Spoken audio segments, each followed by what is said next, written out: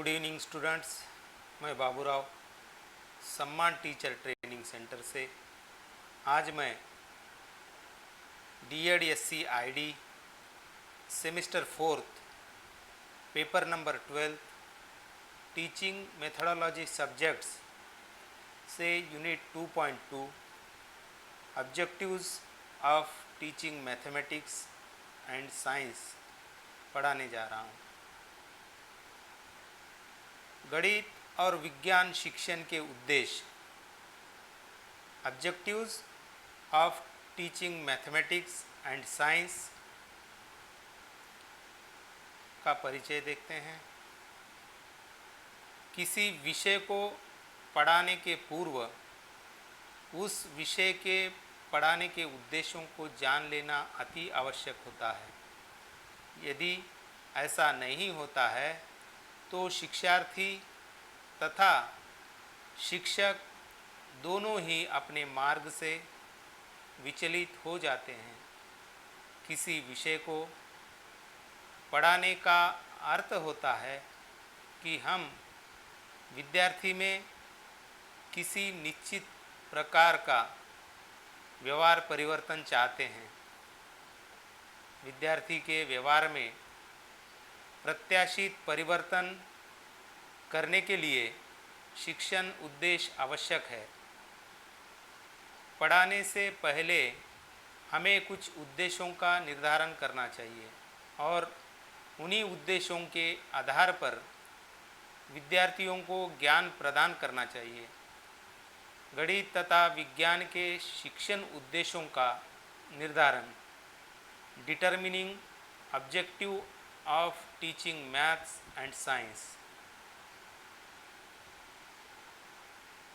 उद्देश्य निर्धारित करने के लिए निम्नलिखित बातों पर ध्यान देना अत्यावश्यक है। नंबर 1, उद्देश्यों को शिक्षार्थी की आयु, रुचि तथा आवश्यकता के अनुरूप होना चाहिए। नंबर 2, उद्देश्यों को मनोवैज्ञानिक सिद्धांतों पर आधारित होना चाहिए।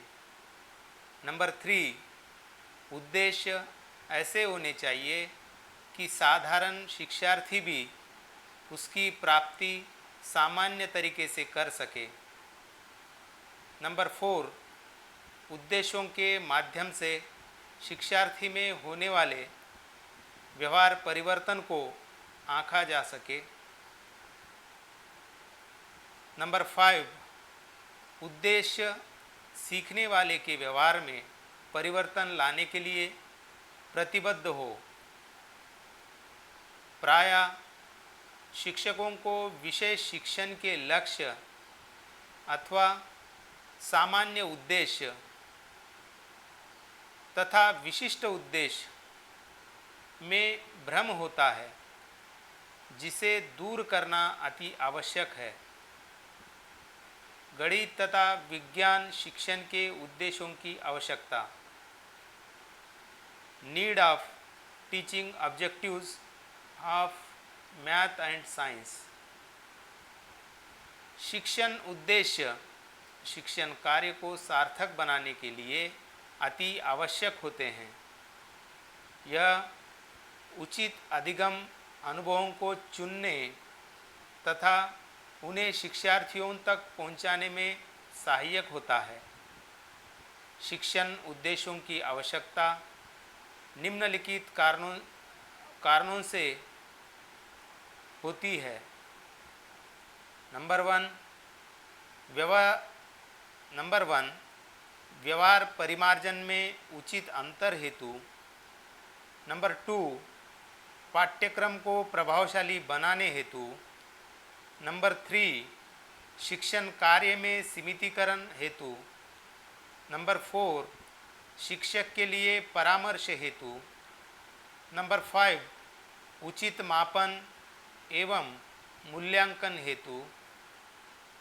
नंबर 6, शिक्षण कार्य को सही दिशा में ले जाने हेतु। अब देखते हैं सामान्य उद्देश्य, जनरल ऑब्जेक्टिव्स। सामान्य उद्देश्य को हम लक्ष्य भी कहते हैं।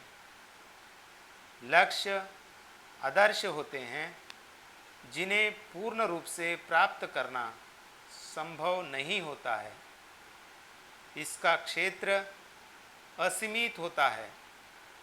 सामान्य उद्देश्य के माध्यम से व्यक्ति को आदर्श नागरिक बनाने का प्रयास किया जाता है,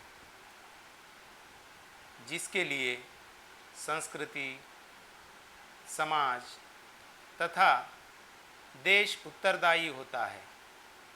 सामान्य उद्देश्य शिक्षण कक्ष में शिक्षार्थियों को सीखने के लिए उचित वातावरण प्रदान करता है एवं शिक्षक के लिए निर्देशन की आवश्यकता की कमी को भी पूरा करता है। उदाहरण के लिए, नंबर 1,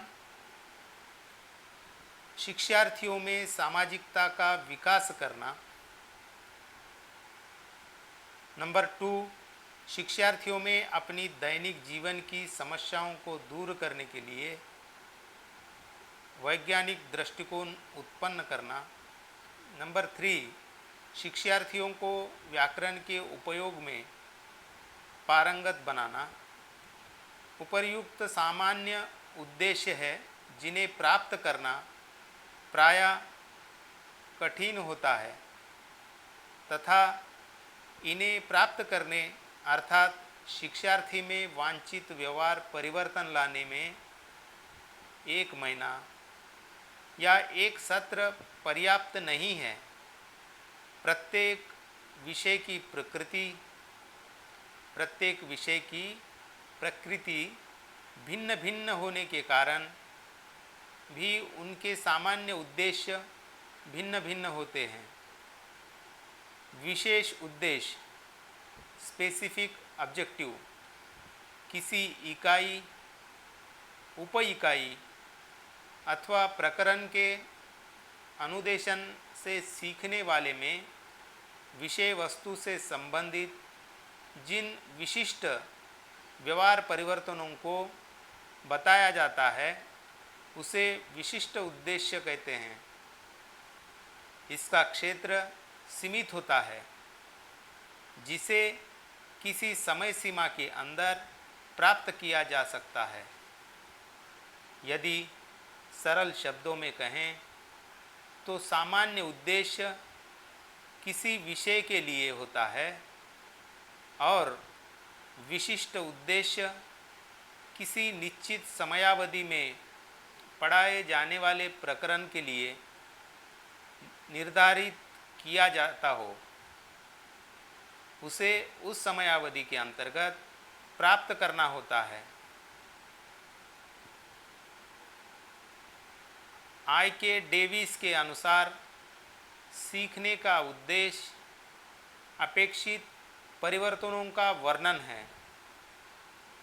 मूल्यांकन एवं परीक्षा NCERT के अनुसार उद्देश्य वह बिंदु अथवा अभिष्ट है जिसकी दिशा में कार्य किया जाता है। वह व्यवस्थित परिवर्तन है जिसे किसी क्रिया द्वारा प्राप्त किया जाता है जिसके लिए हम कार्य करते हैं। उद्देश्यों के वर्गीकरण टेक्सोनोमी ऑफ ऑब्जेक्टिव्स। सामान्य उद्देश्यों को वांछित लक्ष्यों के रूप में स्वीकार किया गया है, किंतु इनकी अस्पष्टता ने शिक्षकों में इनके उपयोग में सहायता नहीं की।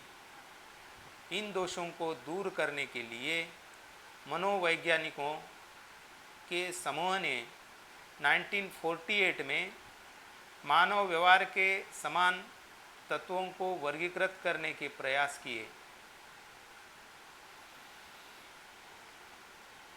इन उद्देश्यों को निम्नतम से उच्चतम स्तर में 3 संवर्गों में रखा गया है। प्रत्येक संवर्ग में उद्देश्यों को व्यवहार परिवर्तन के पदों में निम्नतम से उच्चतम में वर्गीकृत निम्नतम से उच्चतम में वर्गीकृत किया गया। इसीलिए इस प्रस्तुतिकरण को टेक्सोनॉमी नाम दिया गया। इस वर्गीकरण का आधार सरल से कठिन की ओर तथा स्थूल से सूक्ष्म की ओर था। पहली बार इसका प्रस्तुतिकरण शिकागो विश्वविद्यालय के बेंजामिन ब्लूम एवं सहयोगियों ने किया था। इसीलिए इसका नाम ब्लूम वर्गीकरण पड़ा, जिसके आधार पर समस्त मानवीय क्रियाओं को 3 पक्षों में विभाजित किया जा सकता है। नंबर 1 ज्ञानात्मक पक्ष, कॉग्निटिव डोमेन। नंबर 2 भावात्मक पक्ष, अफेक्टिव डोमेन। नंबर 3 क्रियात्मक पक्ष, साइकोमोटर डोमेन। नंबर 1 ज्ञानात्मक पक्ष, कॉग्निटिव डोमेन। इस पक्ष के अंतर्गत ऐसे उद्देश्य आते हैं जिनका संबंध हमारे स्मरण शक्ति, पहचानना एवं भौतिक क्षमता के विकास से होता है। इस पक्ष के मुख्यतः 6 चरण हैं। नंबर 1 ज्ञान, नॉलेज। यह स्मृति स्तर शिक्षण में कार्य करता है।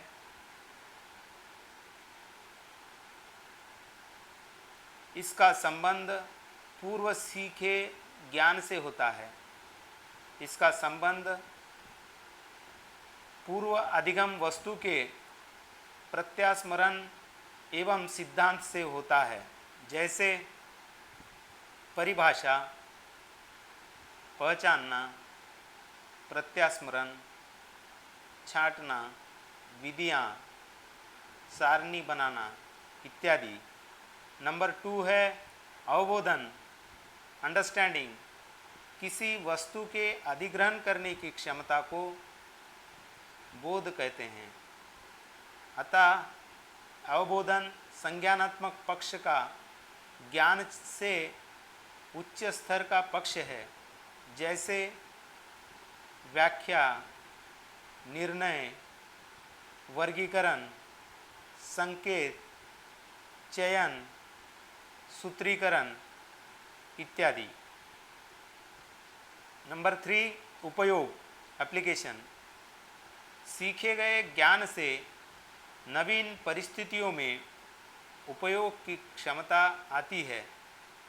किसी कार्य के लिए पूर्व में सीखे गए ज्ञान का उपयोग करना उपयोगात्मक उद्देश्य होता है, जैसे घोषणा, गणना, जांचना, अनुमान, प्रदर्शन, प्रयोग इत्यादि।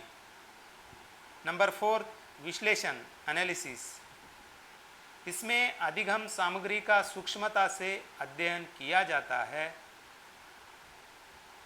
जिसमें विषय सामग्री के अर्थ को गहराई से समझकर उसे छोटी छोटी इकाई के रूप में परखा जाता है। अधिगम सामग्री के तत्वों, आपसी संबंध तथा संगठनात्मक सिद्धांतों का विश्लेषण किया जाता है।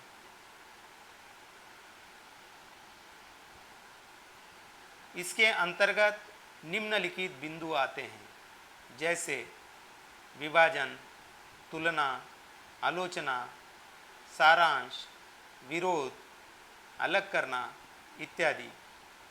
नंबर 5 संश्लेषण, सिंथेसिस। यह विभिन्न तत्वों को एकत्र करके नए ज्ञान को बताता है।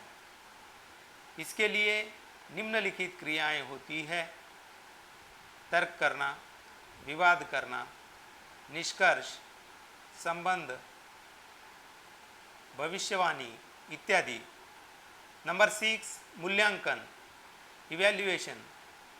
इसके अंतर्गत किसी भी वस्तु, घटना, तथ्यों के प्रति आलोचनात्मक दृष्टिकोण अपनाया जाता है एवं उसकी शुद्धता, प्रभाव, संतुष्टि को भी आंका जाता है।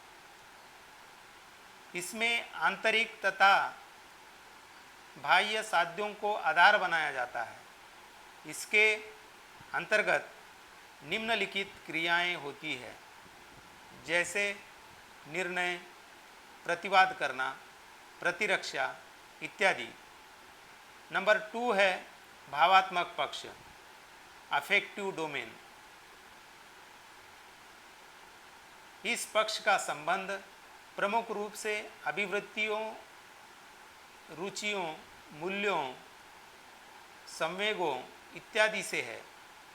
यह मूल्यों के संबंधों का प्रत्यक्षीकरण है। इसके अंतर्गत निम्नलिखित बिंदु सम्मिलित है।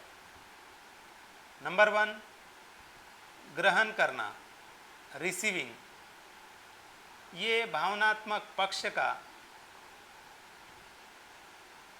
प्रथम एवं निम्न स्तर है। यह भावनात्मक पक्ष का प्रथम एवं निम्नतम स्तर है, जिसमें व्यक्ति की विषय के संबंध में जानकारी के लिए जागरूकता जुड़ी हुई होती है। जब भी विषय के ज्ञान के स्रोतों से व्यक्ति का सामना होता है तो वह उन्हें पहचान कर ग्रहण कर लेता है। ये किसी उद्दीपक की उपस्थित में संवेदनशीलता से संबंधित है। इसके 3 स्तर है।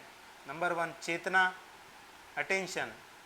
नंबर 2 ग्रहण करने की चाह, विलिंगनेस टू रिसीव। नंबर 3 चयनीय योजना या नियंत्रीकरण, कंट्रोल्ड और सेलेक्टेड अटेंशन। नंबर 3 रिस्पॉन्डिंग यानी अनुक्रिया।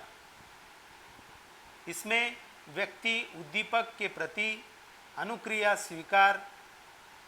अनुक्रिया की इच्छा को प्रकट करता है। इसके भी 3 स्तर होते हैं। प्रतिक्रिया में सहमति, प्रतिक्रिया की इच्छा, प्रतिक्रिया में संतोष। अब देखते हैं नंबर 3 अनुमूल्यन, वैल्यूइंग। इसमें आदर्शों तथा मूल्यों के प्रति आस्था एवं दृढ़ता आती है। इसके भी 3 पक्ष है,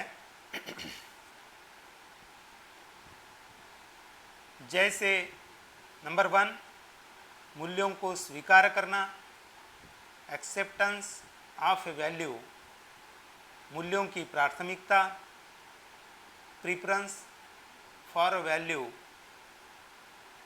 नंबर 3 मूल्यों के प्रति निष्ठा या विश्वास उत्पन्न करना, कमिटमेंट। नंबर 4 विचार या धारणा, आइडियाज़। मूल्यों की विविधता के परिणाम स्वरूप स्वीकार किए गए मूल्यों के प्रति एक निश्चित धारणा बनाने के लिए प्रत्यय निर्माण इसके अंतर्गत आता है। नंबर 5 व्यवस्थापन, ऑर्गेनाइजेशन। इस स्तर पर मूल्यों का व्यवस्थीकरण होता है। प्रारंभिक शिक्षा में इसका विकास नहीं हो पाता है। परिपक्वता के साथ साथ व्यवस्थापन क्षमता का विकास होता जाता है।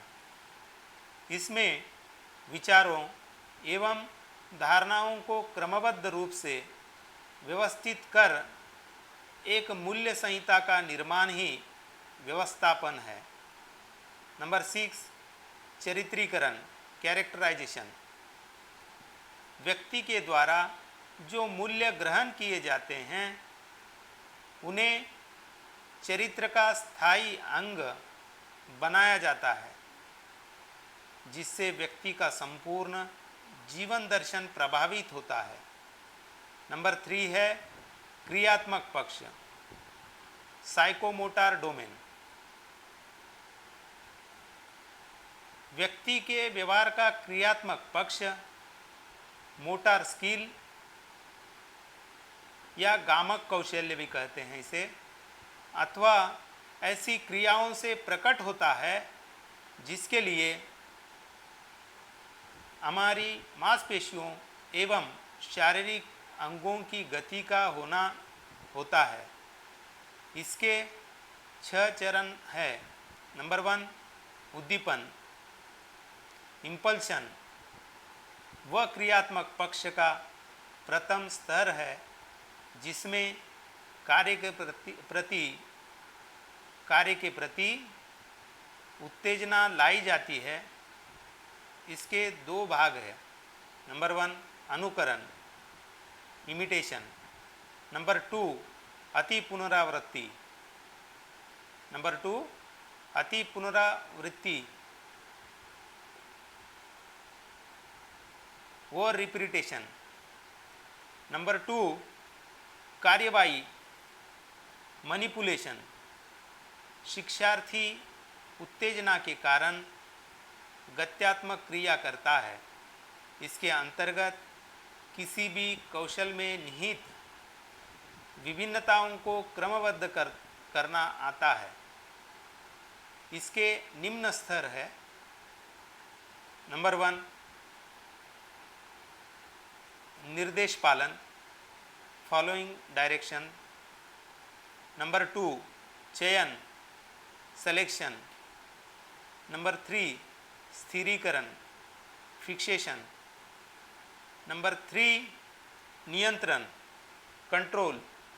इसमें शिक्षार्थी अपनी क्रिया को साधता है। इसके 2 स्तर है। नंबर 1 शुद्धता, प्रिजिशन। नंबर 2 पुनर्निर्माण, रिप्रोडक्शन। नंबर 4 समायोजन, कोऑर्डिनेशन। इसमें अनेक क्रियाओं पर नियंत्रण कर उसमें समायोजन स्थापित किया जाता है। इसके 2 स्तर है। Number 1 क्रमबद्धता, sequence. नंबर 2 संगति, हार्मोनी। आगे देखते हैं नंबर 5 स्वाभाविकरण, नेचुरलाइजेशन। इसके अंतर्गत कार्य करने की एक विशेष प्रकार की शैली बन जाती है। नंबर 6 आदत या कौशल, हैबिट और स्किल। इसके अंतर्गत कार्य करते रहने की शैली एक आदत बन जाती है। ब्लूम टैक्सोनॉमी के अनुसार अनुदेशन उद्देश्यों का व्यावहारिक रूप में उपयोग करना बहुत ही जटिल पाया गया है। इसीलिए अलग अलग देशों ने आवश्यकता अनुसार इसमें बदलाव किए हैं। उद्देश्यों के ये संवर्ग अनुदेशन की दृष्टि से बहुत ही उपयोगी पाए गए हैं। इन संवर्गों के आधार पर पाठ योजना में विशिष्ट उद्देश्यों का निर्धारण करना आसान हो जाता है।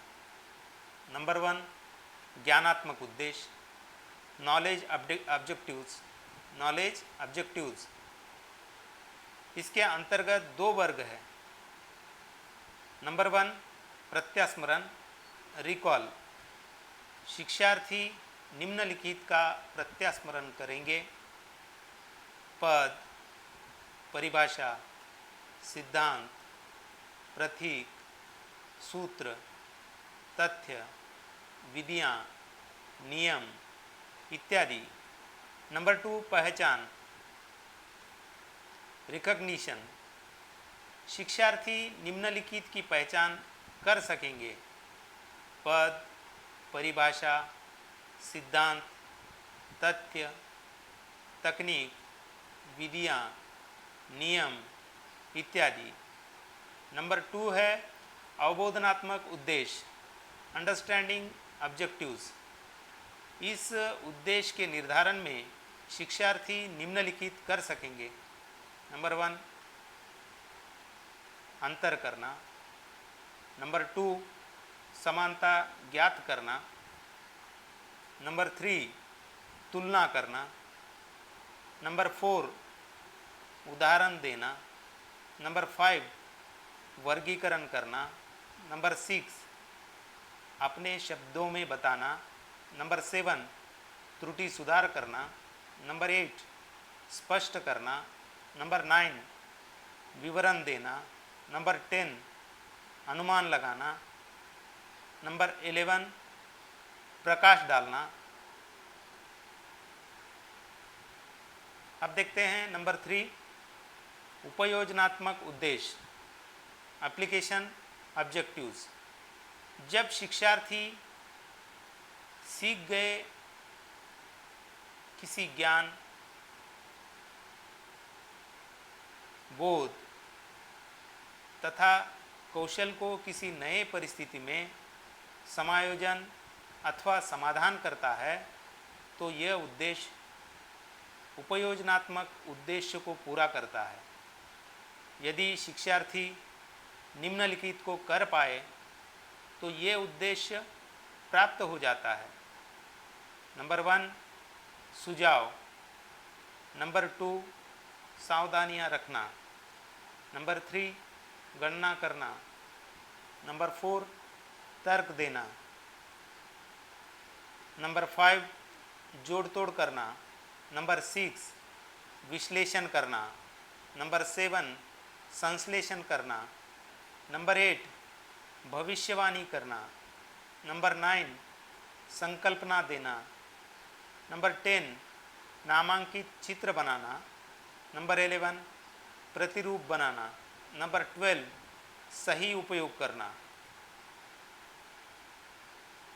अभिरुचि और अभिवृत्ति